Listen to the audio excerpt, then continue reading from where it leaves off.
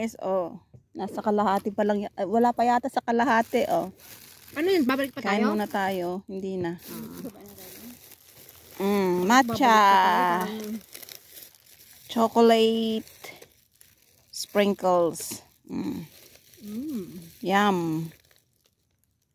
Hindi namin kung isa sa kape. Yan, dahil sa tinapay. Mahulugan tinapay niya. Oh, ang mahal-mahal daw kaya kailangan niyang kunin. Ano siya? O, diba? Donut. Dahil sa donut.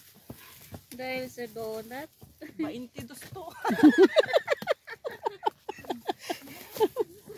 Ay, ito yung glit. Kaya? Ang laki-laki babae.